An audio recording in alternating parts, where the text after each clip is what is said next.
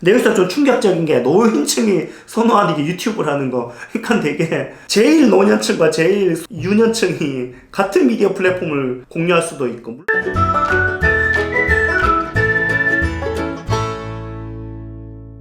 네, 안녕하세요. 레스포케아트 연극영 원장 이상민입니다. 지난번 그 유튜브에서 되게 중요한 토픽 8가지 다뤄봤잖아요. 이게 이제 그 서울예대 방송영상과 장문시험을 준비하는 거기도 하지만 모든 영화과 학생들, 모든 방역과 준비하는 학생들이 반드시 하나씩 다 고려해 봐야 될 주제라고 제가 말씀드렸죠. 자, 오늘은 나머지 8개 한번 다뤄보도록 할 건데요. 구독경제.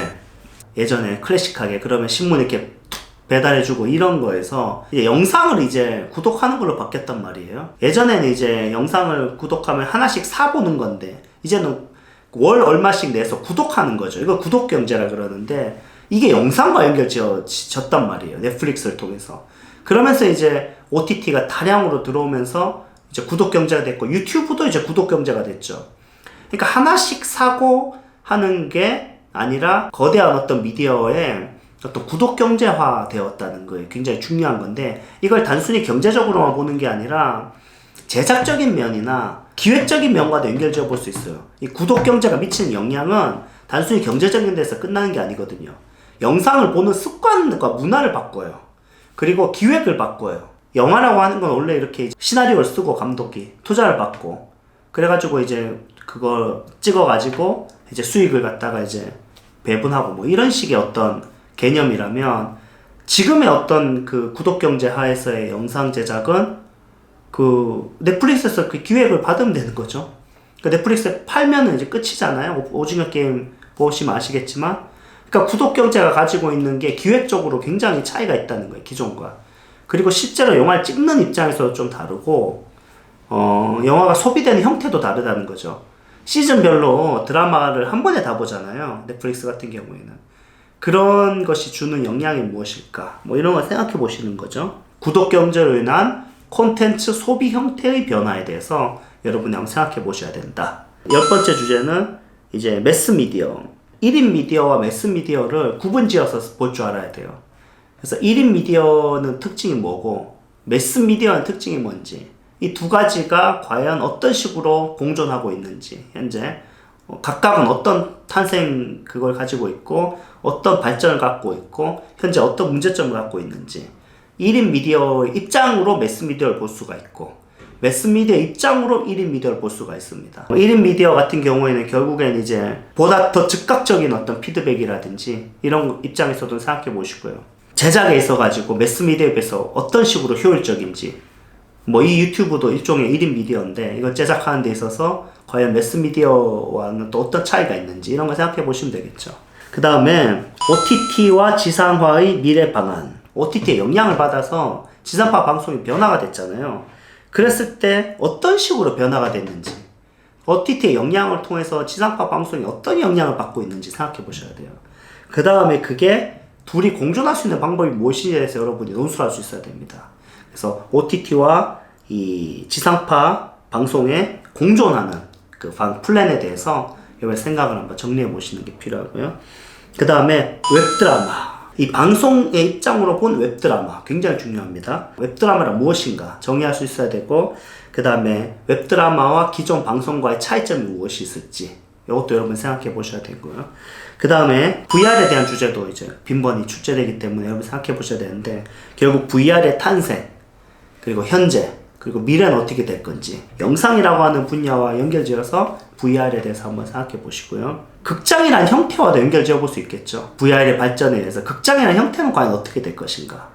극장에서 체험한다라고 하는 어떤 경험은 어떤 식으로 변화될 것인가 또는 변화되지 않을 것인가 이런 것에 대한 여러분 생각을 정리해 보는 것. 그 다음에 이제 디지털 매체에 대한 세대 간 접근성의 차이가 있습니다. 그 미디어 플랫폼이 있을 때 이게 세대별로 이게 나뉘어요. 그래서 그 접근성에 격차가 생기는데 특징들이 다 있습니다. 10대가 좋아하는 미디어 플랫폼이 있고요. 20대, 30대가 선호하는 미디어 플랫폼, 40대가 선호하는 미디어 플랫폼, 노년층이 선호하는 미디어 플랫폼.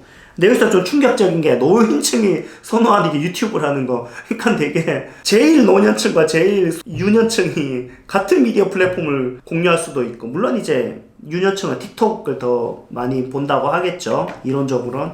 근데 되게 저는 굉장히 재밌는 게 이 나이로 이렇게 그 세대 간의 그걸로 봤을 때 미디어가 이제 클래식하게는 이제 어렸을 때는 틱톡이고 그 다음에 뭐 유튜브 이런 식으로 볼 것 같은데 상당히 흥미로운 게 왜 노인층에서 유튜브를 그렇게 사랑하는가는 거죠. 그러면 그렇게 되는 건 이유가 뭘까? 핸드폰을 통한 접근성이 이건 아마 예상 못하지 않았을까요? 유튜브가 노년층이 정말 유튜브를 많이 본다는 걸 유튜브를 그걸 기획한 사람들도 예상했을까요? 저는 좀 약간 의외라고 생각했을 것 같거든요.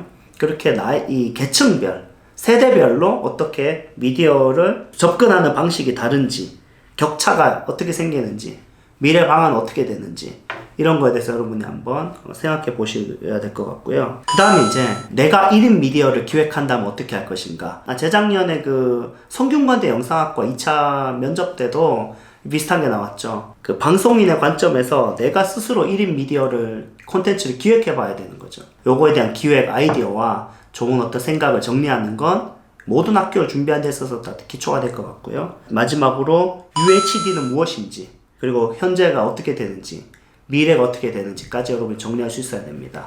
자, 그러면 2번 영상을 걸쳐서 이렇게 쭉 소개해드린 서울예대 방송영상과 장문 주제에 대한 이제 언급을 마무리하면서 제가 이제 한마디 또 정리를 하자면 한예종 논술도 이것과 상당히 연관이 있을 가능성이 큽니다. 이런 주제들을 정의, 현재, 미래, 기획 이렇게 나눠가지고 딱딱딱 정리하는 게 약간 서울예대 그 방영과 장문에 좀 도움이 된다면 이걸 약간은 인문학적인 그 철학적 관점으로 좀 사유하는 훈련은 그 한예종 영화과 논술 준비에 굉장히 도움 많이 된다고 봐요. 실제로 예전에 나왔던 기출을 보면 그런 사유가 뒷받침되는 게 많거든요. 무슨 말이냐면 과연 극장은 어떻게 될 것인가? 어떤 1인 미디어 시대에 매스 미디어는 어떻게 될 것인가? 어떤 영향을 주고받을 것인가? 이런 것에 대해서 철학적 그 사유를 바탕으로 해서 과연 관객이 이제 그 극장에서 경험한다는 거, 영상을 통해서 경험한다는 것의 본질은 무엇인가? 일단 그 본질은 과연 변화하는 것인가? 아니면 변하지 않고 기술의 변화에 따라서 바뀔 것인가? 이런 거 있죠. 그래서 뭐 미디어적인 접근으로 봐도 되고요. 우리가 잘 알고 있는 뭐 마셔 맥루한이라든지 이런 것처럼 결국 어떤 미디어는 메시지고 또 미디어는 인간의 확장이라는 그런 것처럼 결국에는 이 변해가는 미디어의 기술로 인한 변해가는 세상의 변화가 과연 본질적 변화인가? 아니면 그냥 기술에 따른 또 소비 형태의 변화인가? 아니면 이제 완전히 어떤 새로운 형태의 그 미디어가 탄생될 것인가? 여러 가지 어떤 주제에 대해서 여러분이 한번 고민해 볼 수 있어야 되겠습니다. 그래서 제가 지금 얘기한 주제들을 간략하게 정리해 보는 작업 반드시 필요하고요. 그것을 사유와 연결지어서 더 깊은 논술로 가는 작업도 여러분이 도움될 것 같습니다. 이게 간단하게 정리하면서 기획구로 연결 짓는다면 서울예대 입시 준비가 되고요. 이것을 사유와 연결 지으면서 논술과 약간 철학적 주제로까지 끌고 갈 수 있으면 한예종 준비가 되는 그런 아주 좋은 토픽이라고 생각합니다. 그래서 오늘 여기까지 잘 정리해 보도록 하겠습니다. 감사합니다.